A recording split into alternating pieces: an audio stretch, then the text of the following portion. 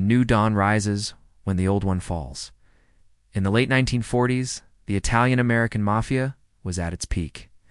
This was a time when gangsters like Charles "Lucky" Luciano were running their criminal organizations with ruthless efficiency, making millions from gambling, drugs, and extortion rackets. But things were about to change. In 1946, Luciano was arrested on drug trafficking charges and sentenced to 50 years in prison. And just like that, the Mafia's most powerful boss was taken off the streets. Now, this didn't mean the end of the Mafia. In fact, it was quite the opposite. It was the beginning of a power struggle that would bring a new crime boss to the top, one who would change the Mafia forever. His name was Vito Genovese. The year is 1957. The place is Havana, Cuba. The scene, a meeting between two men who couldn't be more different. On one side, there's Vito Genovese, a hardened mobster with a reputation for violence and ruthlessness. On the other, there's Santos Trafficante, a charismatic and cunning businessman who made his money in tobacco.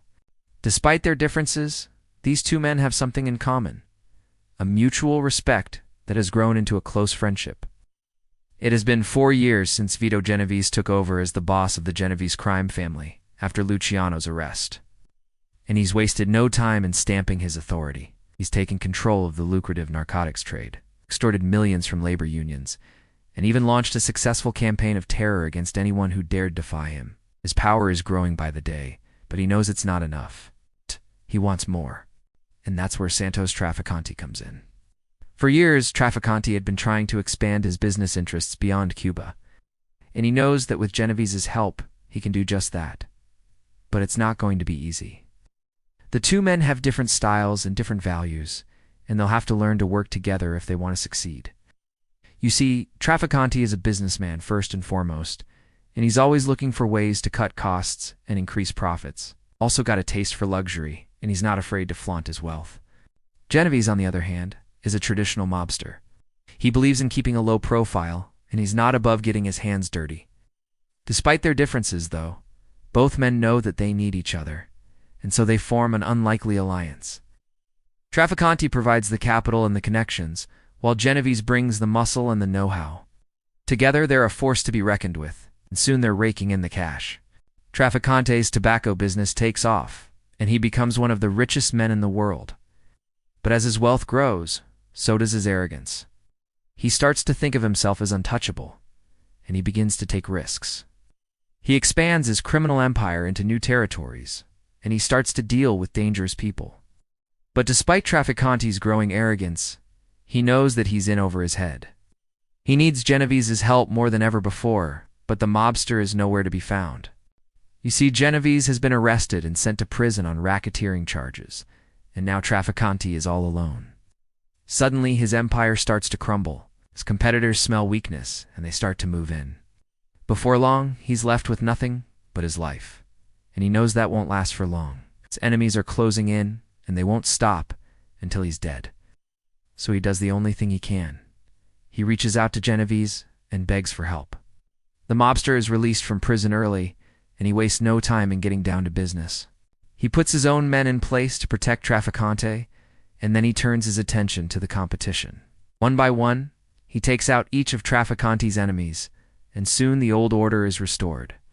From Havana to New York City, Vito Genovese has successfully expanded his criminal empire to new heights.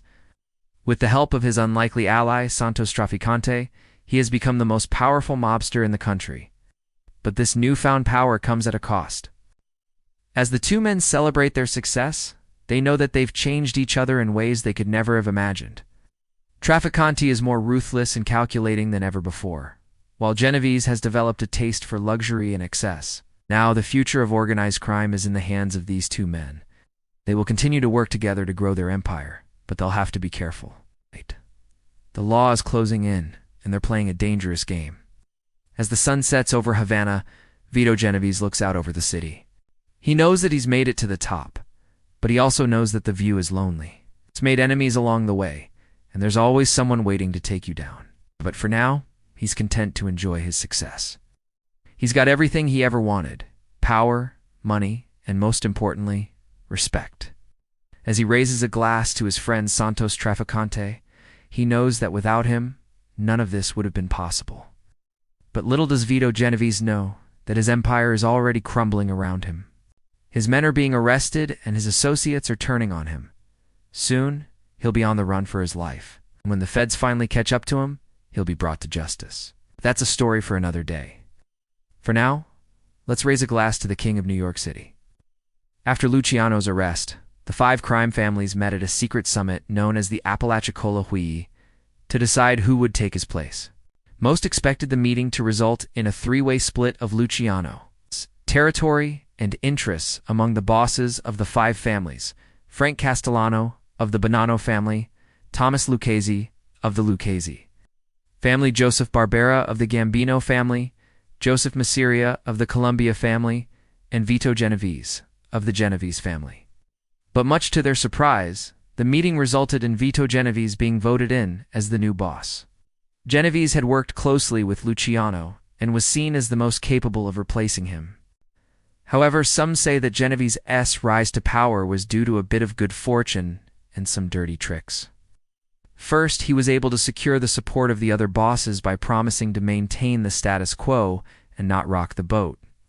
Second, he may have had some inside help. Some sources claim that J. Edgar Hoover, the director of the FBI, played a role in Genovese's rise to power as he saw him as a weak link that could easily be controlled. Now, whether or not these claims are true remains a mystery. But it's certainly possible that Hoover had a hand in bringing Genovese to the top.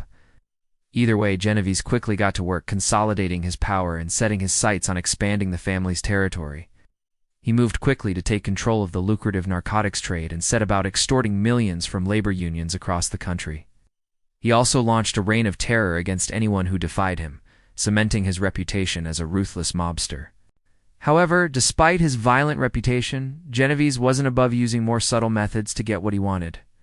He was a master manipulator and knew how to play the game of poker, both literally and figuratively.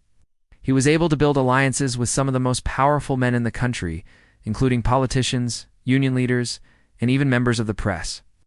With his carefully constructed web of alliances and intimidation, Genovese was able to expand the family's territory and influence to unprecedented levels. He ruled over New York City with an iron fist, controlling everything from the docks to the construction sites to the casinos and strip clubs. His grip on the city was so tight that many people were too afraid to even speak his name. But despite his success, Genovese knew that his power was tenuous at best. He had made powerful enemies along the way, and there was always someone waiting to take him down. So he spent his days living in luxury and his nights plotting his next move, always staying one step ahead of the cops and his enemies. Now, whether you admired him or feared him, one thing was for sure. Vito Genovese was a true mobster who changed the game and left an indelible mark on organized crime. Thanks for watching. If you enjoyed this video, make sure to leave a like, comment, who is your favorite gangster? And don't forget to subscribe for more stories of the most ruthless mobsters to ever live.